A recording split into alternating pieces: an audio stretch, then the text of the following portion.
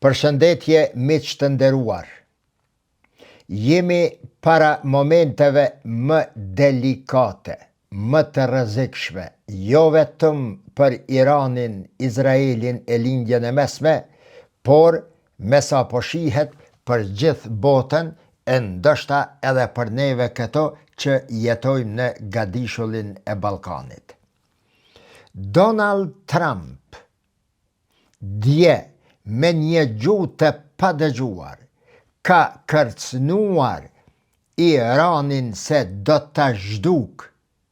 nga harta gjeografike dhe dje po ashtu Irani i është përgjigjur i shëbave Donald Trumpit se nëse ndërmiren hapa të ngjashëm nga ajo që po kërcënohet, do të zhdukin Izraelin nga harta gjeografike. Kërcënime të dy anshme dhe vazhdim i luftës dhe shkatërimeve të dy anshme. Unë personalisht nuk jam në vendin e ngjarjes sa ti numroj numrin e raketave që hidhen nga të dy anët, e nga të tri anët, e nga të katër anët. Por, para juve këto, qoftë në murin tim në Facebook, qoftë në përmes videove, i shtroj ato të cilat unë i dëgjoj nga mediat kredibile të botës dhe i lexoj gjithashtu në mediat kredibile të botës. Nuk jam në vendin e ngjarjes. Megjithatë, edhe nëse nuk jam në vendin e ngjarjes, pretendoj dhe sfidoj çdo kë që atë të cilën e them dhe e shkruaj, nuk e them e as nuk e shkruaj pa e verifikuar mirë lajmin para se ta plasoj para juve. Prandaj, lën me njan kërcënimin e të mërshëm të djeshëm dhe lën me njan gjithashtu kthimin e kërcënimit nga ana iraniane drejt Donald Trump, duke synuar zhdukjen e Izraelit, sikur nuk ishte e mjaftueshme ajo që u tha dje, sot Donald Trump vje me një kërcënim edhe më të rënd. Dhe tha se sonte, hiq më larg se sonte, një qytetrim i tërë do të vdes, tekstualisht, dhe nuk do të kthehet më kur. Nuk dua të ndodh kjo, por ndoshta do të ndodh. Pas një kërcënimi të tillë, megjithëse që po e njohim retorikën e presidentit amerikan, pas një kërcënimi të tillë, është e logjikshme që të pritet lëvizje pozitive nga ana e Iranit. Të priten lëvizje edhe më serioze se deri më tani nga Pakistani, që është kyçur si një faktor që po mundohet ta zbut retorikën dhe ta parandaloj tragjedin që do të ndodh në lindjen e mesme. Është shumë normale të pritet edhe nga Turqia që të bëj më shumë që të parandaloj këtë tragjedi, siç është shumë normale të pritet edhe nga vendet evropiane, nga Kina, Rusia dhe vendet arabe të lindjes e mesme të vepronin për parandalimin e kësaj. Megjithatë, përkundër gjithë këtyre pritjeve, përkundër gjithë këtyre shpresave se do të mund të bëhet diçka, Irani mbrëm e sot edhe më ashpër ia kthen kërcënimin Shteteve të Bashkuara të Amerikës. Fillimisht deklaron se i mbyllim të gjitha kanalet e komunikimeve të ndërsjella që kanë vepruar mes palës iraniane dhe palës amerikane me ndërmjetësues. Që refuzojmë të njëtutje edhe rolin e Pakistanit, edhe të Turqis, edhe të cilit do vend tjetër që bën përpjekje për parandalimin e asaj që Donald Trump e ka kërcënuar. Në pyetje është shkatërrimi, zhdukja e një qytetërimi të tërë që do të vdes sonte dhe më kur nuk do të kthehet. Me pa 2-3 kokra të ru në kry, një njeri me një arsye të shëndosh do të mund të paraftyronte se çfarë përfshin dhe çfarë përmban një fjali e tillë. Çfarë do të ishte tjetër pos përdorimi i armave bërthamore, përdorimi i bombave atomike që do të hidheshin mbi teritorin e Iranit, mbi popullatën iraniane, e që viktim nuk do të ishte më pastaj vetëm populli i Iranit. E dimi e rastin e Çernobilit, e dimi e rastin e Nagasakit, e dimi e rastin e bombës atomike tjetër të hedhur në Japoni, dhe i dimi për masat e shkatërimeve që mund të sjellin armët bërthamore e bombat atomike. Pra, një shkatërim i këtil nuk do të kufizohej vetëm në atmosferën dhe tokën iraniane. Kështu, derisa në fillim të kësaj video thash se jemi para momenteve më delikate, kam parasysh edhe një fakt të hidhur. Përtej gjithë kësaj, përtej kërcënimeve të Trump, disa herë edhe me një gjuhë që nuk i përkon një presidenti Amerikan, një gjuhë të cilën nuk kemi mësuar ta dëgjojmë nga një president i një shteti që për më shumë se 50 vite ka qenë shembull, ka qenë fenar i demokracisë dhe ka eksportuar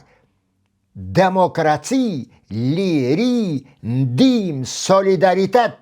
dhe ka eksportuar dhe prodhuar jo vetëm teknologji, por edhe koka gjeniale në të gjitha rrafshet e jetës së njeriut.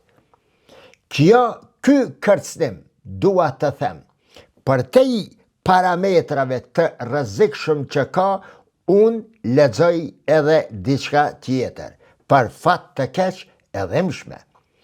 Nëse shikojmë historinë, miq, të dashur dhe shumë të respektuar, ka pas shumë raste kur fuqi të mëdha kanë vendosur të shkojnë deri në fund. Disa kanë humbë dhe disa kanë pësuar disfatën. Por, ka raste kur përgjatë historisë një udhëheqje politike, një shtet i tërë, një popull, një këmbë i tërë, vendos që të bëj vetvrasje kolektive, por që të mos gjunjëzohet para kundërshtarit apo armikut të tij. Rastin më të freskët, 2 rastet më të freskëta i kemi gjatë shekullit 20. Perandoria japoneze, e cila derisa i u hodhën 2 bombat atomike mbi Hiroshima dhe Nagasaki, mbi 250.000 të vrarë për pak orë dhe mbi 2 milion të vrarë më pastaj të vdekur si pasojë e atyre bombave dhe mbi 5 milion të mbetur të gjymtuar, me gjithë dijen dhe dijenin për pasoja që po e presnin perandoria japoneze e atëhershme vendos për një vetvrasje kolektive popullore. Pranon të bombardohet, por nuk ndalet aty ku po e kërcënonte ushtria e Shteteve të Bashkuara të Amerikës. Rastin e dytë e kemi edhe rastin e Gjermanisë, se kohës së luftës së dytë botërore. Megjithëse që Hitleri dhe aparatura ushtarake, administrata e tij e shihnin se Gjermania po shkatrohet pëllëm, se ushtria ruse, ushtria e kuqe, ishte futur në Berlin dhe po bombardonte edhe ndërtesat në ca metra afër vendit të Hitlerit, ai personalisht dhe administrata e tij nuk dorëzohen deri në momentin e fundit. I përmenda këtë raste, e që nuk do të dëshiroja që të përsëriten, se ka raste në histori, kur lider të ndryshëm politik, kur udhëheqje politike e mbështetur nga populatat e tyre vendosin atë që vendos dikur perandoria japoneze dhe ta quaj kushtimisht perandoria gjermane. Më pastaj këtyre dy vendeve do t'ju nevojiteshin dekada për të rindërtuar dhe për të ringritur dhe vendosur mbi drasat e teatrit të historisë. Megjithatë, shkatrimet dhe viktimat që ndodhin në këto dy vende nuk do t'i harroj kur historia. Pra, me që ka raste të tilla, e në të kaluarën historike edhe të tjera, mund të ndodhë që udhëheqja politike dhe fetare e Iranit të kenë vendosur që të shkojnë deri në fund. E them këtë me frikën që rezulton nga leximi i gjithë asaj që po del nga gojet dhe nga mediat e Iranit, nga gojet e udhëheqësve ushtarak, politik dhe shpirtëror fetar të iranianëve. Derisa Donald Trump kërcënoi sot me këtë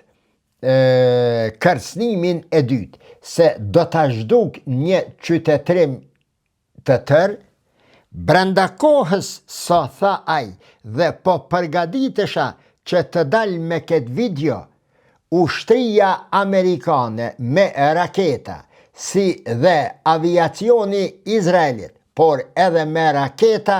kanë bombarduar ishullin Karg dhe vende strategjike si Hekurudha. Kanë bombarduar dhe hedhur në ajër ato pika strategjike me të cilat Trump kërcënohej se Iranin do ta kthen në kohën e gurit. Pra, kërcënimet e tilla veç sa kanë nisur të realizohen. Pyetja që mund të shtrohej shumë logjik shumë këtu është: përse i gjithë ky insistim? Përse e gjithë kjo luftë? Çfarë paskësh aty? Dhe çfarë do të mund të ndodhte nëse Iranin nuk do të shkatronin deri në këto përmasa? E para është ngushtica e Hormuzit. Kemi folur këto, keni dëgjuar shumë edhe nga të tjerët, edhe mirë që si thojnë u bo kjo dek edhe u pam, larg kësaj atmosfere, po si shembull, si metafor po e përdori, këto ngjarje të cilat po ndodhin atje, i kanë mundësuar edhe njerëzve më të rëndomt të shohin lindjen e mesme, të mësojnë lindjen e mesme dhe të kuptojnë realitetin të cilin, ndoshta jo vetëm une, e kemi shprehur për vite të tëra, se lindja e mesme, si kërthiza e botës, ngjarjet që ndodhin aty prekun çdo cep të botës. Është ajo makineria, është ajo fabrika e cila i prodhon ngjarjet më të rëndësishme geopolitike, geokulturore dhe geostrategjike në çdo vend të botës. Ngushtica e Hormuzit pra, të cilin ju veç tani e njihni, e dini se ku është, dhe për të cilin është thënë radhazi se aty kalon mbi 20% e transportit detar, jo vetëm të naftës dhe gazit, por edhe të mallrave dhe produkteve të tjera që lidhen me Azin, vendet e lindjes së mesme, të Gjirit Persik, sidomos aty, dhe me këtë pjesën tjetër këndej në Evropë. Për te rëndësisë strategjike që ka gryka e Hormuzit, nga ku kalon 20% i ekonomisë, i transaksioneve dhe transporteve detare, gryka e Hormuzit, apo ngushtica e Hormuzit, e ka edhe një domethënie tjetër, se kemi të bëjmë me një shtet i cili pretendon se duhet të jetë vendimmarrës në ngjarjet e Gjirit dhe në ngjarjet e lindjes së mesme. Dhe ky është Irani. Dhe në anën tjetër, kemi vendet arabe, të cilat pretendojnë dhe ngulmojnë dhe hargjojnë me triliona e triliona dollar, duke bler armë nga Shtetet e Bashkuara të Amerikës, nga Evropa, e së fundmi edhe nga Azia dhe Turqia, që të mbrohen dhe të parandalojnë ndikimin ideologjik, fetar-shit dhe politik të kësaj fuqie iraniane që pretendon se ka të drejtë të merr pjesë në vendimmarrjet strategjike të lindjes së mesme. Në anën e tretë është Izraeli, i cili vend e sheh Iranin si vendin e vetëm konkurrent dhe të rrezikshëm për të ardhmen e tij ekonomike, strategjike, mbase edhe jetike. Ata të cilët nuk e kanë ditur, Irani është njëri prej 20 vendeve më të avancuara në botë me zbulime shkencore, me gjithë atë që lidhet me teknologjinë dhe me shkencën në përgjithësi, dhe padyshim se është vendi numër 1 në lindjen e mesme. Derisa Irani është vendi ku në lindjen e mesme më së shumti bëhen zbulime shkencore, sidomos në kimi, në botanik dhe në fizik, por edhe në rrafshe të tjera, Izraeli mbetet para tij në sasi, por në kualitet Izraeli është shumë para vendeve të tjera arabe. Për shkak se zbulimet shkencore, të arriturat shkencore që bëhen në Izrael, për shkak të asaj se posedon industri shumë më të avancuar se që posedon Irani, për shkak se mbështetet nga vendet perëndimore, e sidomos nga Shtetet e Bashkuara të Amerikës, zbulimet shkencore, të arriturat dhe avancimet shkencore në Izrael janë më të avancuara në kualitet, por jo në kuantitet sikur Irani. Në anën tjetër, në anën e katërt, e kemi edhe Kinën dhe Rusinë, të cilat këto dy superfuqi të tanishme dhe vendimmarrëse në rendin e ri global që po krijohet, rend multilateral, rend jo me vetëm një superfuqi, e këtë mund të hedhë poshtë vetëm do një mrekulli që mund të ndodhë në marrëdhëniet ndërkombëtare. Pra, nëse Shtetet e Bashkuara të Amerikës e paskëshin atë fuqi që ta dërmojnë edhe Rusinë edhe Kinën, njëjtë siç i kanë dërmuar edhe vendet arabe dhe muslimane të lindjes së mesme. Pra, në anën e katërt e kemi të involvuar edhe Rusinë dhe Kinën, të cilat këto dy vende, këto dy superfuqi, Iranin e kanë si një dritare apo si një balkon nga i cila dritare, nga i cili balkon vëzhgojnë lindjen e mesme dhe vendosin figurat e shahit të tyre mbi tablën e shahut që po ndërtohet në lindjen e mesme. Për shkak apo nga këto 4 perspektiva, gryka e Hormuzit bëhet aq e rëndësishme sa Donald Trump është i gatshëm ta djeg një shtet të tërë, ta shkatroj një popull të tërë, megjithëse që ai po thotë se po e bëj për hir të popullit. Popullin iranian për ta çliruar nga regjimi iranian që po e dhunuaka dhe shkatruaka e vraeka.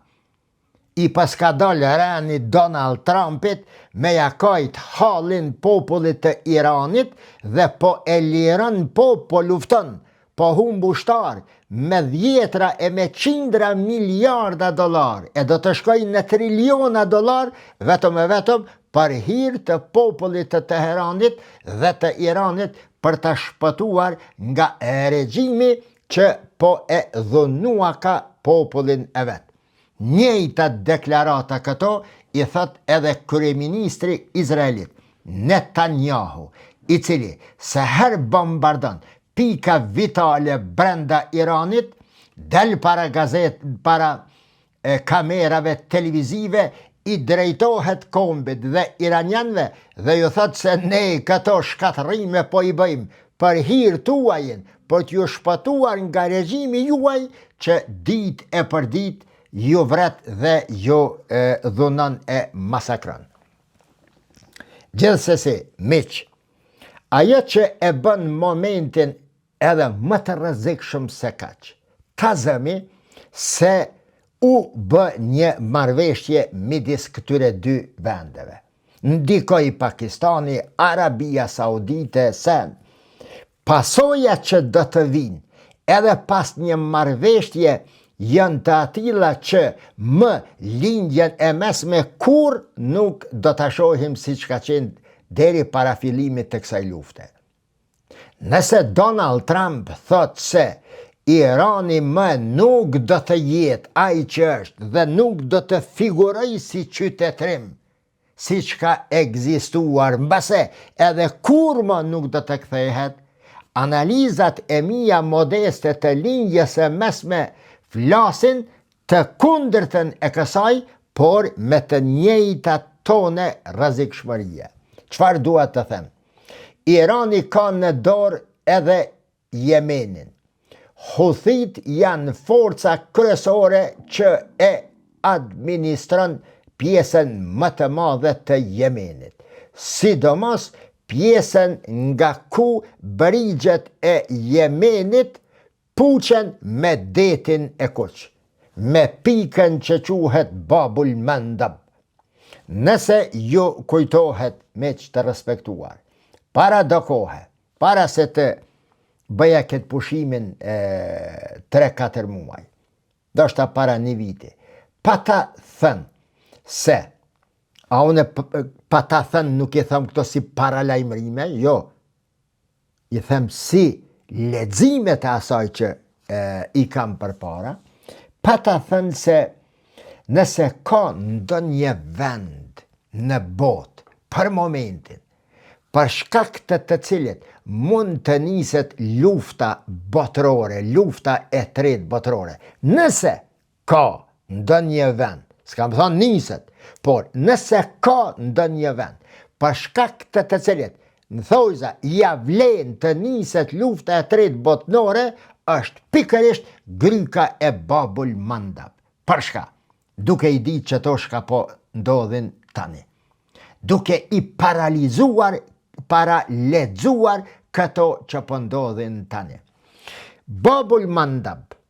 për të cilën do të flas në një video, do shta sante, do shta nesër, nuk e di, por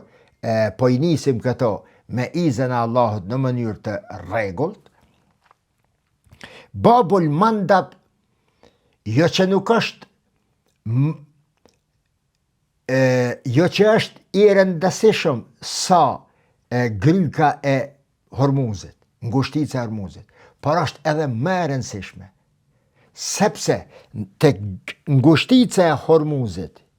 kujtojeni Arabinë Saudite, Omani ka, Jemeni, pastaj deti aty, gjiri Persik, pastaj Irani këndej, ndërsa këndej Arabi Saudite, deti i Kuq që lidhet këndej me Afrikën dhe shkon lart atje deri te Izraeli dhe nëpërmes kanalit të Suezit me Egjiptin lidhet. Kanali i Suezit lidh detin e Kuq, që pjesën që është në jug Babul Mandab me Mediteranin, që ndjehet në Londër, që ndjehet në Washington, që ndjehet në New York, që ndjehet në Alaskë, dhe ndjehet çfarëdo problemi që ndodh që aty te Babul Mandab, për mrenda 24 orëve ndjehet vërtet në çdo cep të botës. A ju kujtohet edhe tjetra, kur vitin e kaluar, nëse nuk gabohem, një anije me flamur të Panamas, pati pasuar defekt në kanalin e Suezit vetëm 7 ditë. Për 7 ditë e pati lëkundër ekonominë botnore ai blokim që ja pati bërë ajo anije e kanalit të Suezit. Imagjinojeni tani nëse Babul Mandab, nëse ndodh këndej të ngushtica e Hormuzit dishka, dhe nëse Irani e ka fuqin që ti përgjigjet kërcënimeve amerikane për zhdukjen nga harta e qytetnimit persian, dhe kur që të mos kthehet më një Iran siç ishte deri më sot, çfarë do të ndodhte nëse Irani vendos dhe ka fuqin ta mbyll ngushticën e Babul Mandab. Aty ku në anën e djathtë është Jemeni, në anën e majt, në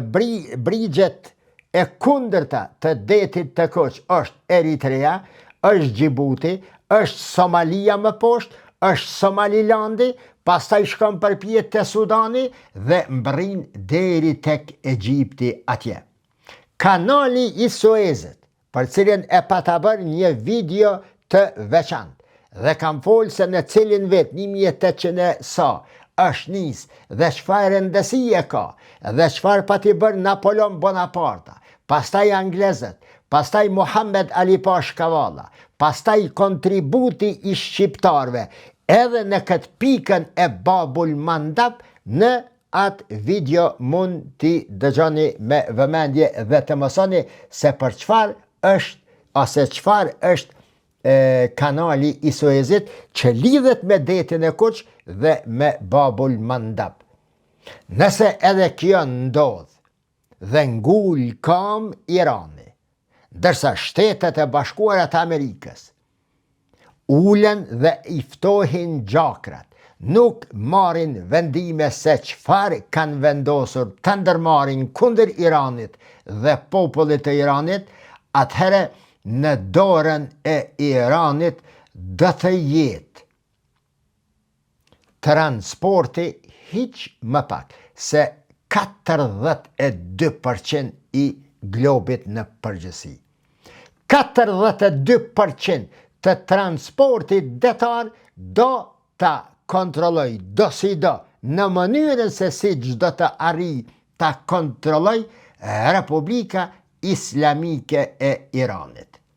Për t'i parandaluar të gjitha këto rreziqe dhe ato 4 pika të cilat i përmenda pak më vonë, Donald Trump po dëshiron që 2 projekte t'i çoj paralel përpara. 1, ta godas kokën e këtij, mos të them organizimi, e këtij interesi global. Ta godet Kinën dhe e dyta t'i çoj përpara përpjekjet të cilat në emën të fesë kanë dalë botërisht dhe po përhapen për një luftë qytetërimore apo për një luftë fetare, midis evangelistëve, cionistëve dhe të tjerëve nga njëra anë dhe muslimanëve dhe alatëve në anën tjetër, që të dyjat me rrezikshmërinë më të madhe. E në fund të fundit, nëse më pyesni se çfarë do të ndodhë sonte në orët në vazhdim,